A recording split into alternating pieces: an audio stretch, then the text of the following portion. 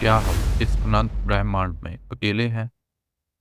यही वो सवाल है जिसने इंसान की रातों की नींद उड़ा दी है। वैज्ञानिक हो या हम जैसे आम लोग, हर कोई इस बात को जानना चाहता है कि कहीं ना कहीं कोई और तो नहीं जो हमारी तरह सोचता हो, हमारी तरह महसूस करता हो। आज दुनिया भर के खगोल वैज्ञानिक एक ही मिशन पर हैं, और वो है एक दूसरी पृथ्वी को खोजने का मिशन। एक ऐसा ग्रह जहां पानी हो, वातावरण हो और शायद जीवन भी हो। लेकिन जब लक्ष्य इतना बड़ा हो तो धोखे भी आसान ही होते हैं। वीनस पर जीवन के दावे, यूएफओ की रिपोर्ट्स या उल्का पिंडों में सूक्ष्म जीव, ऐसे दावे अक्सर हमें रोमांचित कर देते हैं। पर विज्ञान कहता है असल सच्चाई कल्पनाओं से नहीं बल्कि सबूतों में छिपी हुई होती है। ब्रह्मांड में जीवन की संभावनाओं को समझने के लिए वैज्ञानिक एक मशहूर इक्वेशन का इस्तेमाल करते हैं। यह है द ड्रेक इक्वेशन। यह बताता है कि कितने सितारों के पास ग्रह हैं और यह कितने ग्रह पृथ्वी जैसे हैं और उन पर जीवन विकसित होने की कितनी संभावना है। लेकिन कुछ वैज्ञानिक मानते हैं शायद यह समीकरण बहुत ही सीमित है, क्योंकि जीवन सिर्फ एक ही रास्ते से नहीं बल्कि अनगिनत रास्तों से भी शुरू हो सकता है। अब सवाल यह उठता है, आखिर लाइफ है क्या?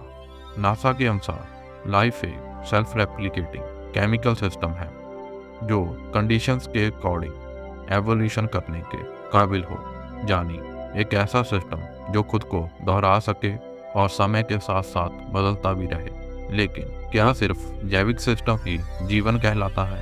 क्या भविष्य में एआई या ऐसी मशीनी सभ्यताएं नहीं मिल सकती जो खुद को विकसित करें पर जैविक भी ना? कोपर्निकस का सिद्धांत कहता है कि हम कोई खास नहीं है। हमारा ग्रह, हमारी जगह, हमारी पृथ्वी सब कुछ सामान्य ही है। लेकिन अगर ऐसा है तो अभी तक हमें दूसरी पृथ्वी क्यों नहीं मिली? शायद हमारी पृथ्वी वास्तव में बहुत ही दुर्लभ है, एक रेयर अर्थ। और अगर ऐसा है तो शायद जीवन भी उतना आम नहीं है जितना हम मानते आए हैं। और अब बात करते हैं सभ्यताओं की ताकत की। 1964 में एक वैज्ञानिक निकोले कार्देशेव ने एक स्केल बनाया था जो सभ्यताओं को उनकी ऊर्जा उपयोग करने की क्षमता से मापता है, जिसमें टाइप 1 सभ्यता जो अपने ग्रह की सारी ऊर्जा का उपयोग कर सके, टाइप 2 जो अपने तारे की ऊर्जा पर नियंत्रण पा ले, टाइप 3 जो पूरी आकाशगंगा की ऊर्जा को संभाल पाए। लेकिन हम अभी तक टाइप 1 सभ्यता तक भी नहीं पहुंचे, यानी हमारी बहुत दूर तक यात्रा करनी अभी बाकी है। शायद इस ब्रह्मांड में जीवन हर जगह है, या शायद हम सच में अकेले ही हैं। पर असली खूबसूरती इसी रहस्य में ही है कि हम सवाल पूछते हैं, हम उसे खोजते हैं और सबसे ज्यादा कि हम सपने देखते हैं, क्योंकि इंसान की यही जिज्ञासा उसे आगे बढ़ाती है और शायद एक दिन हमें हमारे ब्रह्मांड के नेवर्स तक पहुंचा भी दे। इतना ही कहते हुए धन्यवाद। तो दोस्तों, क्या आपको लगता है कि भविष्य में हम अपनी पृथ्वी जैसा कोई ग्रह खोज पाएंगे?